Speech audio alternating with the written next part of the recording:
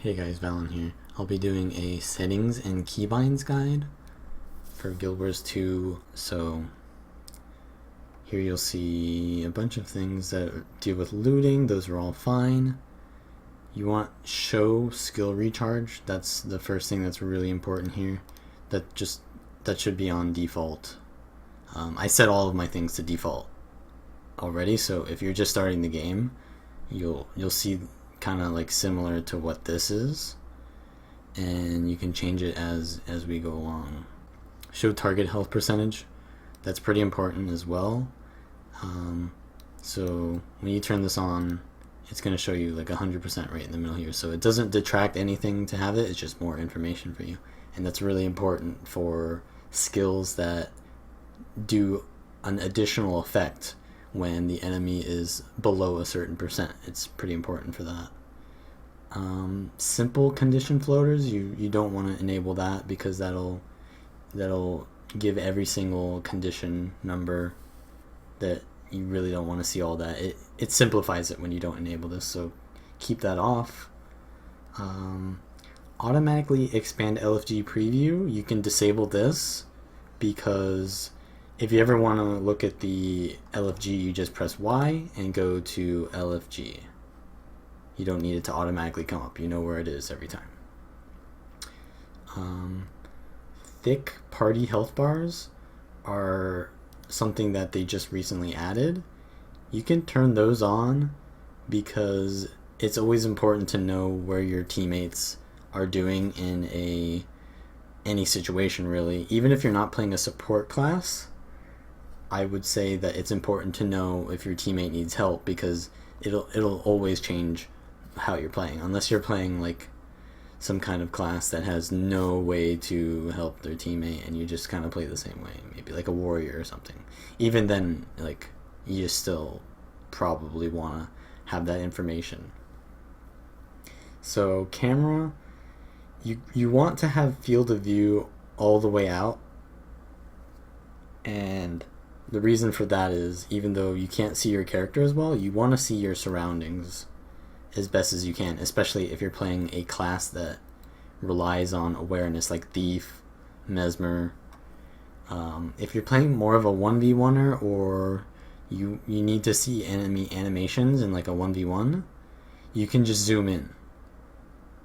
So just always have the ability to zoom out as far as possible and then zoom in with your mouse scroll if you're in a 1v1 or something like that.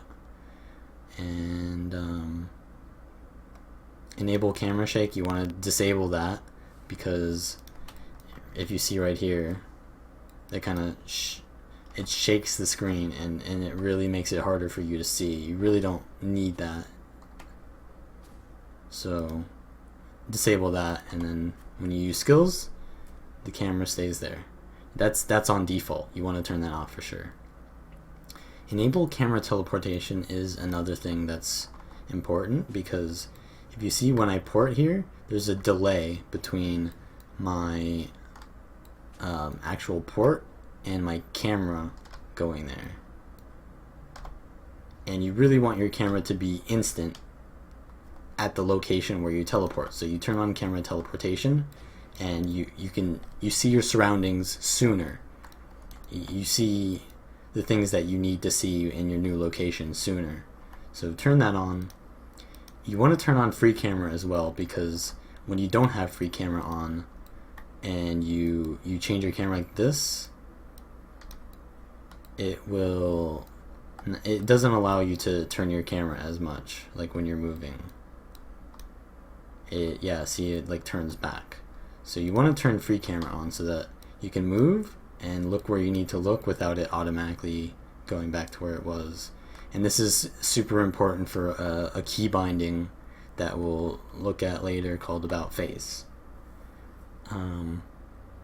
So that's it for camera. So combat, you don't want to have double tap to evade on, simply because you don't need to. You'll have a good dodge keybind, and having double tap to evade on will only give you the option to dodge when you really don't want to dodge. So disable that. Double click to interact is kind of okay. I don't think it really matters because what its purpose is for is you just double click something to interact it when there's multiple things nearby so that you can not interact with the wrong thing. But you can also interact with the right thing by targeting it and then interacting it with your interact key, which is usually F, because it'll prioritize the thing that you're targeting. So yeah, auto targeting, you want to take that off for sure. Stop. So auto attack and auto target are two different things. So your one skill has, you see this little arrow around it. If you control right click this, it will enable the auto attacking. You can also turn auto attack on certain abilities, but no one really ever does that. Like you can do 6, that one can't be used. But yeah, you usually only auto attack on one. But you can also disable auto attack if you really want to. But it just means that every time you attack, you have to input that every single time rather than have some automated work done for you. So stop auto attacking on target change is kind of important because sometimes you don't want to attack a new target. Melee attack assist, you definitely don't want that on. It just lowers your ability to move. It doesn't do anything for you unless maybe you're playing on a potato and it's hard for you to hit things, maybe, but I don't think that's ever useful to anyone. Yeah, so auto targeting is different from auto attacking, but auto targeting you want to have off because skills that can be used with targets, for example, Heartseeker. If I put on a dagger, don't have any daggers. Okay, let me put on this dagger. So if I Heartseeker here, it moves me in the direction that I'm facing, right? But if I have auto targeting on, it should auto target. Yeah, see how it auto targeted? It doesn't always auto target the if you're not like right next. Sorry, I'm like skill clicking here because I have all my keybound thing on default, so I don't know what I'm pressing here. Yeah, so you don't want auto targeting because leap abilities, sometimes you want to leap away from things, and if you have auto targeting on, it'll leap you back in, and you don't really want that. So lock ground target at maximum skill range is a little bit, what it does is it, like, see how my cursor is above where my ground target is?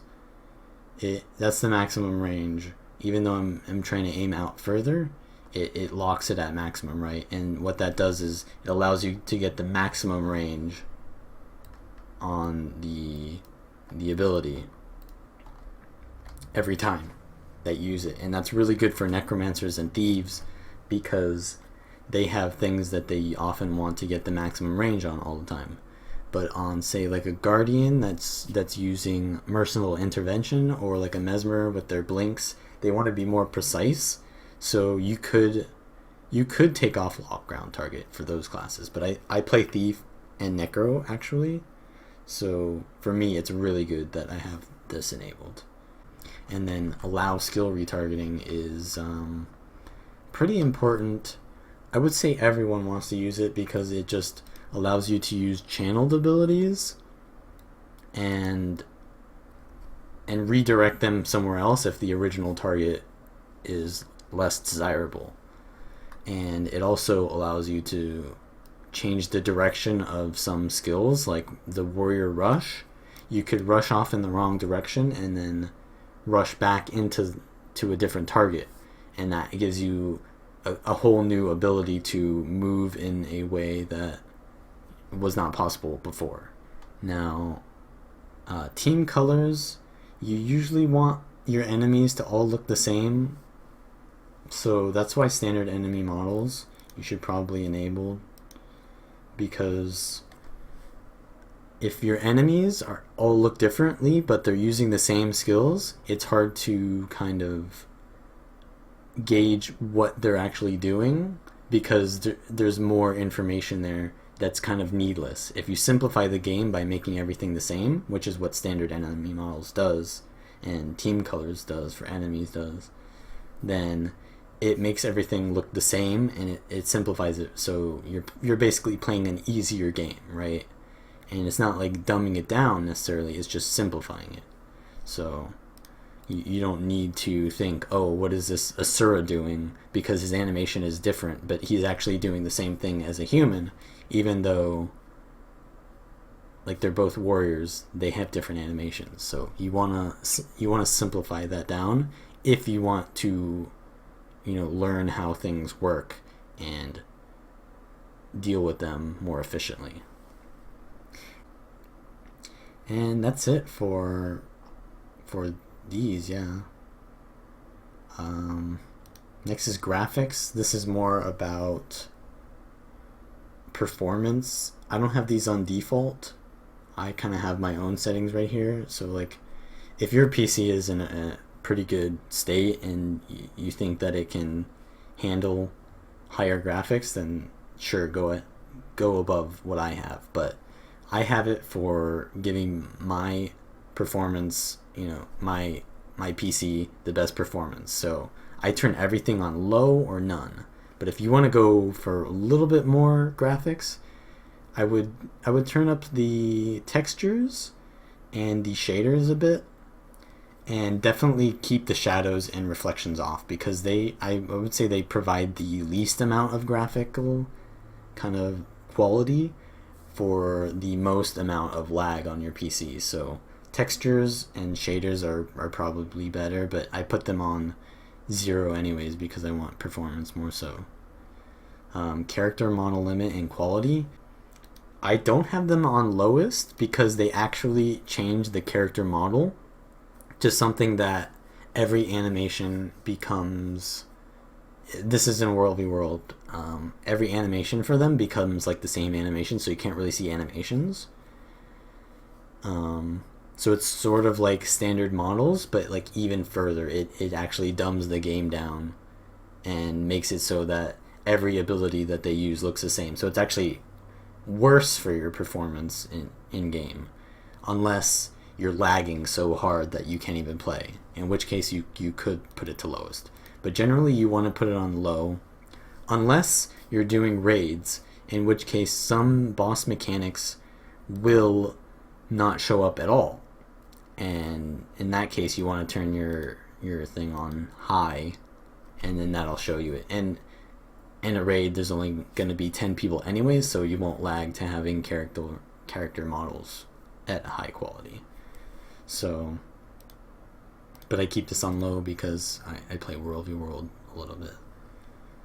And then you get to affect LOD. That's also useful for raids because there can sometimes be too many particle effects in like fractals, for example.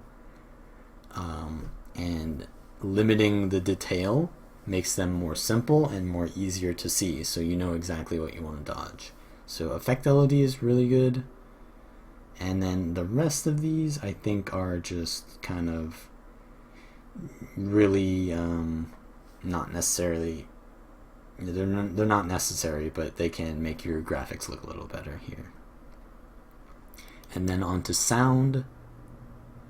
Your performance, I have all of these kind of set up already. They're not defaults, but like if you want the best performance, you put the sound quality on fastest. You mute dynamic combat music unless you actually want to hear the music. You don't just mute it, you don't just put the volume on 0, you also mute it so that it doesn't play at all. You can disable chatter and all this stuff because it gets kind of annoying after a while. And then the actual sounds that you really want to hear are effects. So environment is sort of not necessarily, it's kind of like ambience, right? But effects are the things that will be like actions. So like there's a monster that comes at you and it does like a charge attack, and then you hear it like do the charge attack. So the effect is what you want to hear because it gives you more information about the combat.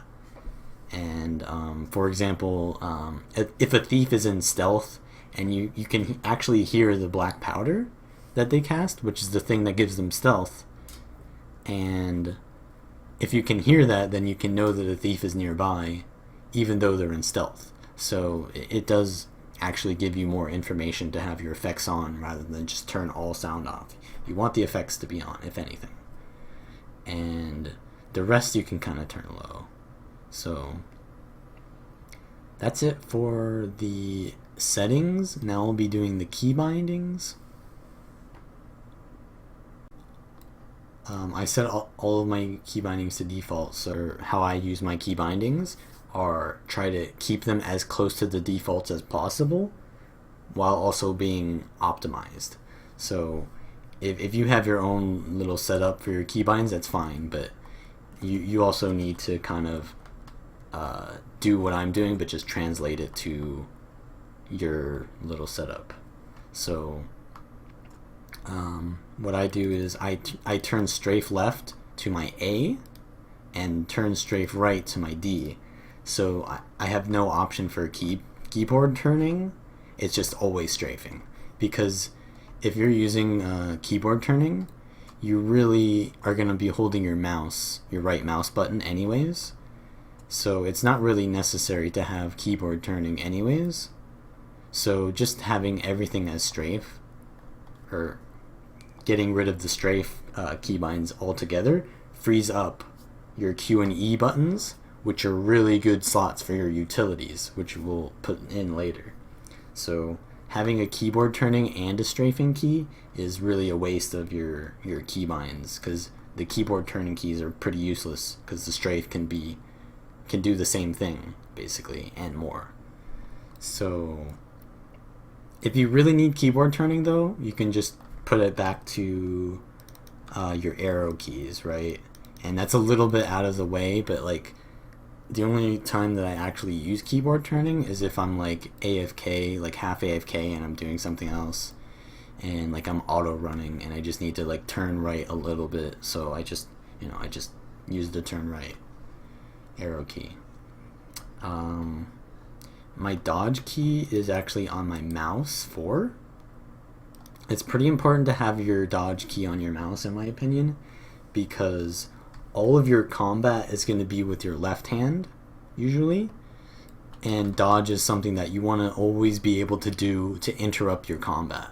So I would always have dodge on one of your mouse keys, because it's one of the most important keys to be honest.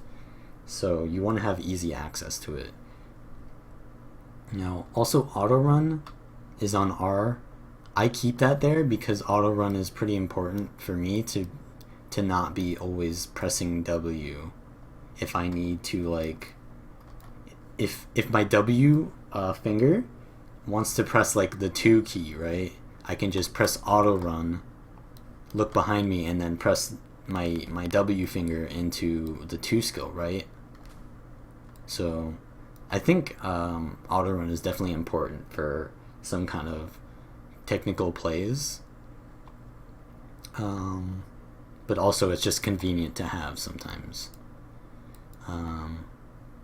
About face, this is a pretty important keybind. So I'll, instead of dodge being V, I'll put about face on V, and that's really important because it's just simply faster than turning your camera like this, right?